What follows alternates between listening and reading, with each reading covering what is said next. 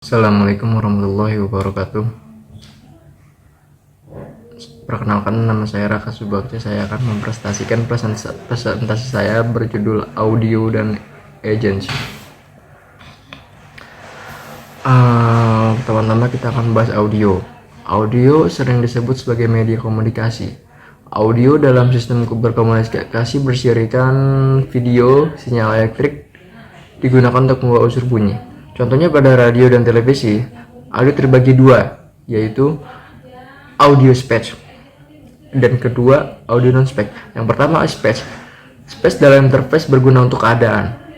Tangan user sibuk, mata user harus memperhatikan suatu kondisi yang tidak kemungkinan menggunakan keyboard. Yang kedua non-speech. Non-speech digunakan sebagai alarm dan warning atau status informasi. Penampilan informasi yang redundan dapat meningkatkan kinerja user. Contohnya user dapat mengingat suara yang mencerminkan icon tertentu tapi bukan tampil visualnya. Penggunaan audio non-spec dalam bahasa spek berarti omongan dengan menggunakan bahasa. Non-spec yang dimaksud dengan interaksi dengan menggunakan tanda seperti siulan atau nada tertentu yang bersifat universal. Ketidakjelasan satu mode dapat dipecahkan dengan menggunakan informasi yang ditampilkan melalui media lain. Misalnya speech recognition system juga digunakan kamera untuk merekam gerakan bibir. Kata-kata yang tidak jelas atau phrase dapat dipecahkan lebih akurat dan dengan menggunakan visual informasi. Audio non-spec biasa digunakan dalam beberapa kepentingan, yaitu yang pertama peringatan, warning. Yang kedua itu peripheral awareness. Yang ketiga itu sonifikasi. Yang keempat itu navigasi. Di sini perbedaan spek dan non-spek. Spek itu user harus mendengarkan keseluruhan kalimat dalam mengerti maksudnya, sehingga membutuhkan waktu yang panjang. Namun jika non-spek dapat diasosiasikan dengan kejadian khusus dan waktu yang dibutuhkan lebih pendek. Kita beralih ke agent. Agent adalah segala sesuatu yang dapat melihat, mengartikan, mengetahui lingkungannya melalui alat sensor dan bertindak melalui alat aktuator. Yang pertama, manusia sebagai agent. Mata, telinga, dan organ lainnya sebagai sensor. Tangan, kaki, mulut, dan bagian tubuh lainnya sebagai aktuator.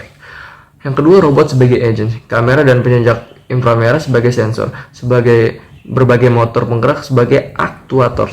Yang ketiga, software sebagai agent. Tekanan pada keyboard, isi file, dan paket-paket pada jaringan sebagai pemasukan sensor. Tampilan pada layar, penulisan file, dan pengiriman paket jaringan sebagai keluaran aktuator.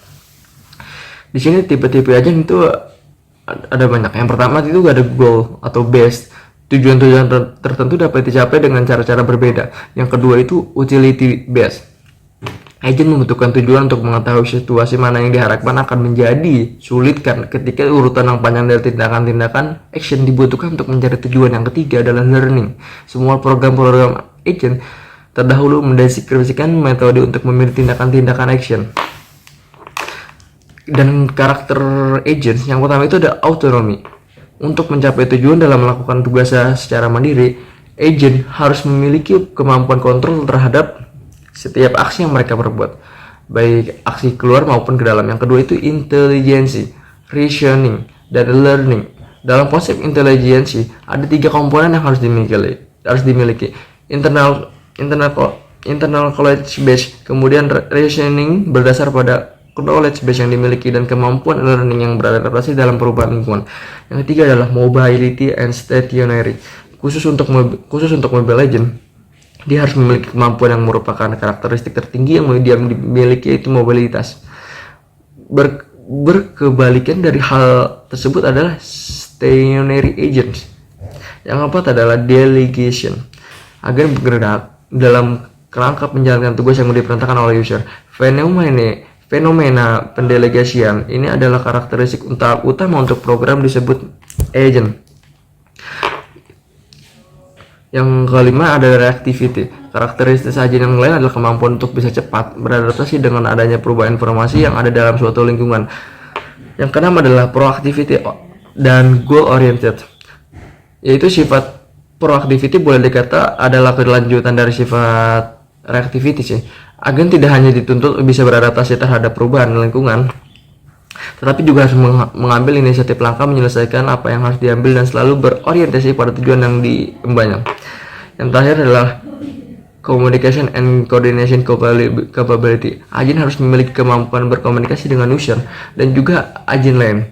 Masalah komunikasi dengan user adalah masuk ke masalah user interface dan perangkatnya, sedangkan masalah komunikasi, koordinasi, dan kolaborasi dengan agen lainnya adalah masalah sentral penelitian multi agent system atau MAS. Untuk user interface agent, agen membantu user dalam menggunakan interface. Jenis-jenis agent antara lain yaitu manipulasi langsung. User memulai tindakan dan menggunakan agent secara langsung. Yang kedua adalah manajemen tidak langsung. Proses kerjasama di mana manusia dan komputer bersama-sama memulai tindakan. Personal assistant merupakan agent yang termasuk autonomous agent yang membantu user untuk menyelesaikan tugas. Sifat personal assistant antara lain yaitu: pertama, tingkatnya bisa diubah. Yang kedua, menggunakan petunjuk, dan yang terakhir adalah menggunakan inisiatif. Mungkin sekian presentasi dari saya ini. Untuk kesalahannya mohon maaf. Wassalamualaikum warahmatullahi wabarakatuh.